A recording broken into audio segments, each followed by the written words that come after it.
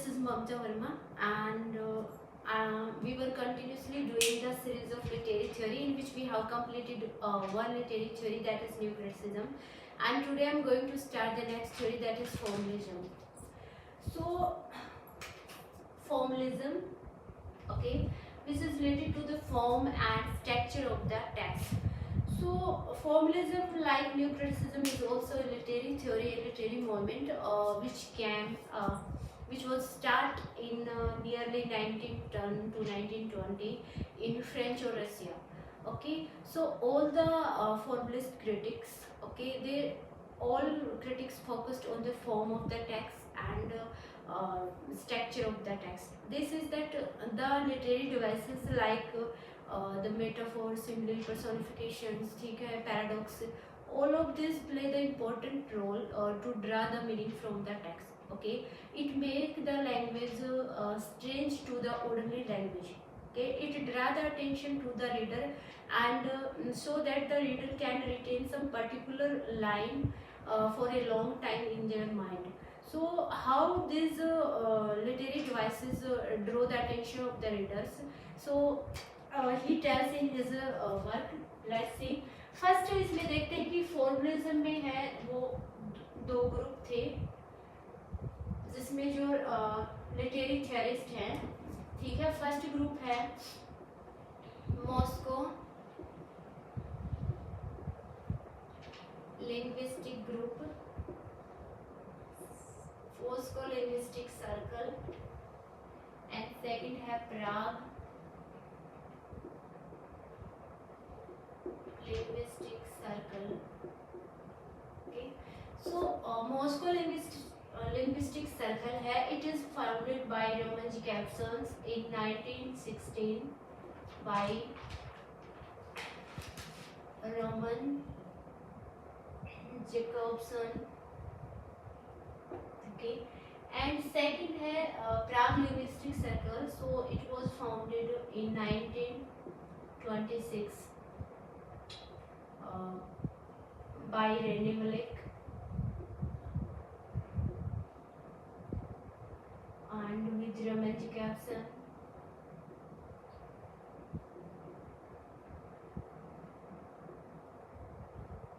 And other literary critics also included in this circle. So first Moscow linguistic circle है वो 1916 में Roman जैकब्सन ने इसको फाउंड किया था. फिर देन लेटर रोमन जैकब्सन है, इसने इसको छोड़ के इसको इस प्राग लिंग्विस्टिक सर्कल को ज्वाइन कर लिया था, जिसमें रेने ब्लेक और अदर लिटरेरी क्रिटिक भी आते हैं. ठीक है, सो ये दो जो सर्कल है वो इम्पोर्टेंट है, वो एग्जाम में पूछ लेते हैं कि ये किस थियरी से रिलेटेड है. लाइक वे नाम देंगे जैसे कि Prague linguistic circle is related to, then they option में दे सकते हैं जैसे कि new criticism, structuralism, formalism, like this. Okay, so अब हम फॉर्मलिज्म में लिटरेरी क्रिटिक की बात कर लेते हैं कि इसमें कौन कौन से लिटरेरी क्रिटिक हैं जो फॉर्मलिज्म थियरी से रिलेटेड है. सो फर्स्ट है इसमें Victor स्क्लोवस्की,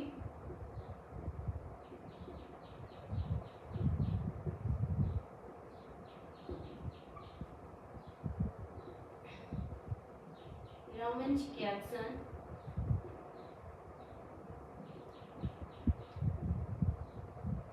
Boris Eichenbaum,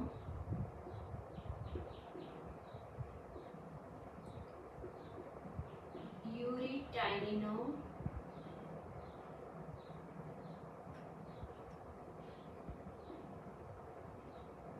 and Victor René Malik. Okay, so these five literary critics is related to that formalist theories, जिसमें फर्स्ट है विक्टर स्क्लोवस्की, सेकंड है रोमन जैकब्सन, थर्ड है Boris Eikhenbaum, Yuri Tynyanov and Rene Wellek. So one by one we discussed on his work. Okay, so first करते हैं हम Victor स्क्लोवस्की.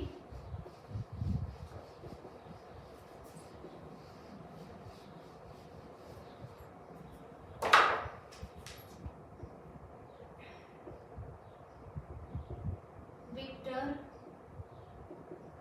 स्क्लोवस्की ये Russian literary critic थे, Russian literary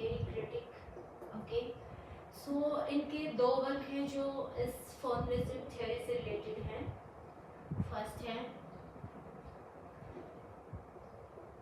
art edge device, and second है इसका theory of pros.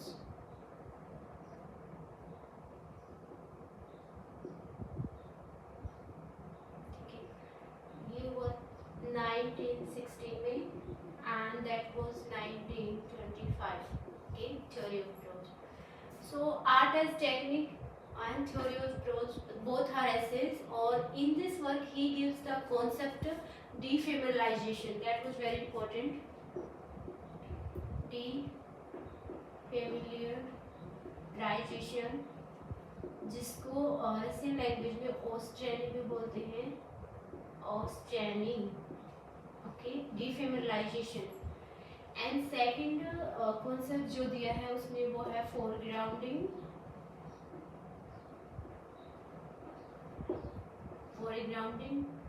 सो ये दो concept है इसने इस थ्योरी में दिए हैं. फर्स्ट बात करते हैं हम defamiliarization. What is defamiliarization? Then Victor Shklovsky says that he talks about two kind of language in this concept.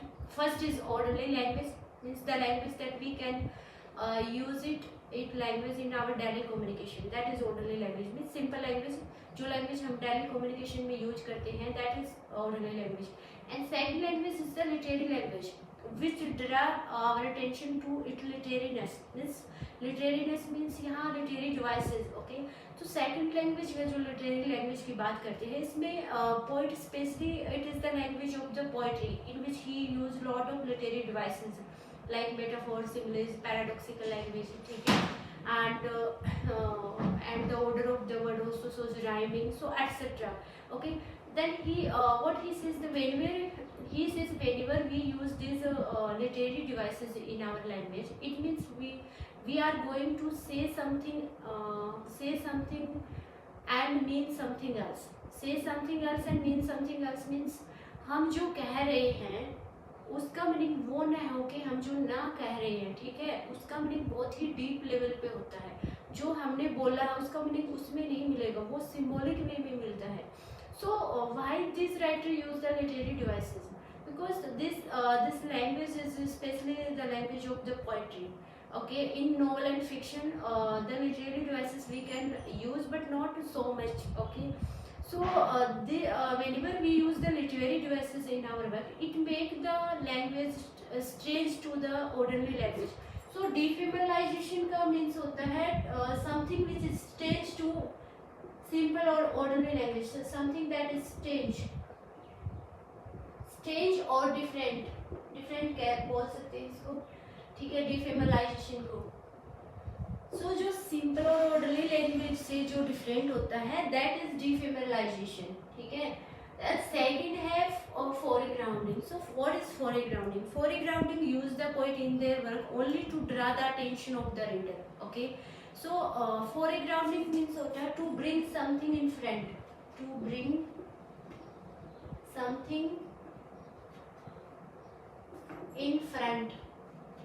किस चीज को फ्रंट में लाना. मतलब जब हम किसी का टेक्स्ट पोइट्री का पढ़े तो एक ऐसी स्पेशल लाइन जो फोरग्राउंडिंग कहलाती है वो सबको नजर आए डिफरेंट, उसकी वर्डिंग ऐसी हो उसमें उसको, या पैरेलल लाइन में एक ही सेंटेंस को जैसे वर्डिंग की रिपीटेशन हो उसी लाइन में सेम में. ठीक है, तो ऐसी लाइन जो कि रीडर्स का ध्यान अट्रैक्ट करे, उसका ध्यान को ड्रॉ करे. ऐसी लाइन जैसे ये नॉवेल्स में भी यूज होती है फोरग्राउंडिंग, एसेस में मिलती है. ठीक है, और पोइट्री में तो बहुत यूज होती है. सो फोरग्राउंडिंग का अगर एग्जांपल दूँ तो जॉन मिल्टन की जो एपिक पोएम है पैराडाइज लॉस्ट, उसमें इसने इसका एग्जांपल दिया है फोरग्राउंडिंग का. ठीक है, वेन जो सैटर्न होता है एंजल, उसको गॉड ने हेवन से हेल में फेंक देता है उसकी मिस्टेक की वजह से. तो वो सैटर्न एंजल है वो स्टेटमेंट देता है जो फोरग्राउंडिंग का एग्जांपल है. वो कहता है कि it is better to hell in reign than to serve in heaven. So मैं आपको राइट लिख के दिखाती हूँ. इट इज बेटर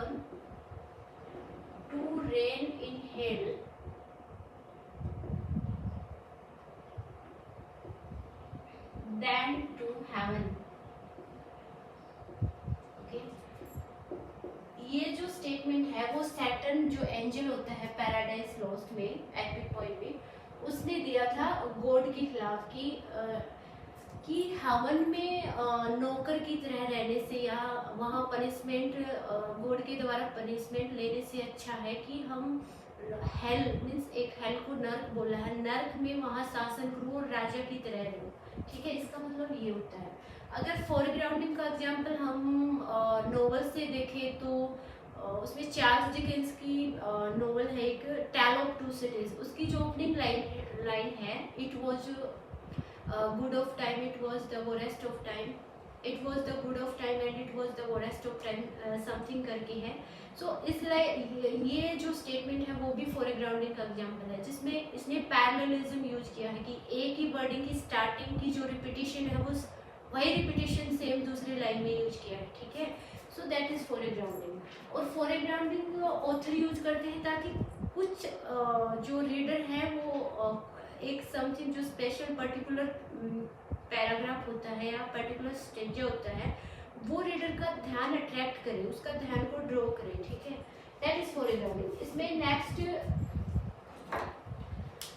इसी वर्क में उन्होंने 2 टर्म और दी थी। ठीक है, वो भी इम्पोर्टेंट है, मैं आपको बता देती हूँ। सो इसमें एक और 2 ट्रिम और है जो इसने दी थी। इसमें फर्स्ट है फैबुला, स्टोरी को इन्होंने फैबुला बोला है। और सेकंड है syuzhet, syuzhet that is plot. Okay, that is plot. So fabula means होता है स्टोरी और स्यूजेट मीन्स होता है plot. So Victor Slowsky says that what is a fabula? Fabula is the chronological sequence of the events in a text. Chronological sequence. Chronological sequence of event in a text.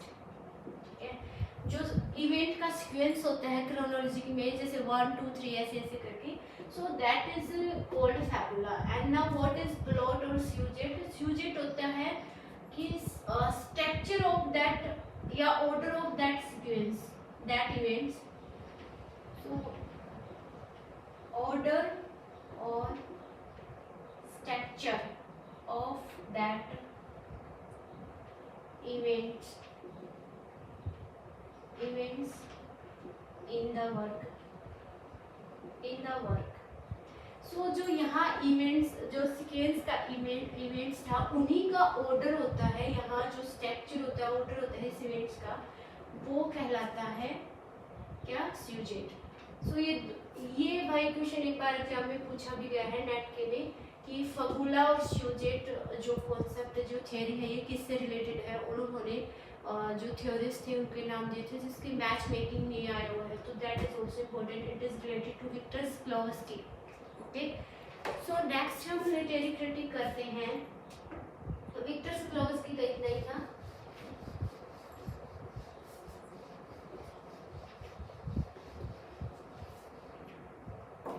Next है Boris एकेनबॉम,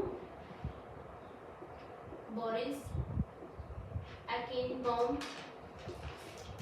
okay, इनका एक ही work है, सिर्फ work का नाम ध्यान में रखना है। The theory of formal method, theory of the formal method.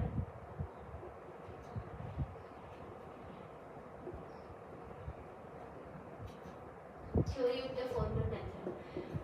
So ये इसका है सेकंड, थर्ड क्रिटिक बता देती हूँ। इसका एक ही नाम है, मैं आपको बताती हूँ, पहले मैं नेक्स्ट लिख देती हूँ।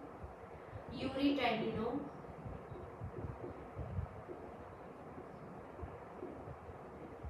Yuri Tynyanov next literary critic. और इसका एक वर्क है thesis on language.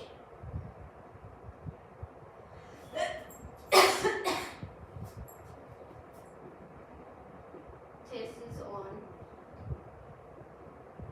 Language. Okay, so Boris Eikhenbaum का जो वर्क है theory of the formal method and Yuri Tynyanov का जो वर्क है thesis on language, both the work focus on the literary devices. Okay, both the work talk about that how the literary devices is most important in the text, and how the literary devices helps to draw the meaning from the text. Okay, so इसमें सिर्फ literary devices से related ही उन्होंने focus किया है, ज़्यादा कुछ नहीं, इसने ना कोई थ्योरी का नाम दिया है, ये दोनों वर्क लिटरेरी डिवाइसेस पे फोकस करते हैं। तो इन दोनों का सिर्फ टाइटल ध्यान में रखना है, बोरिस एकिनबॉम का वर्क है theory of the formal method, और ये thesis on language. So next literary critic हमारा रह जाता है रमन जैक्सन और रेने मिलर, वो हम नेक्स्ट क्लास में देखते हैं।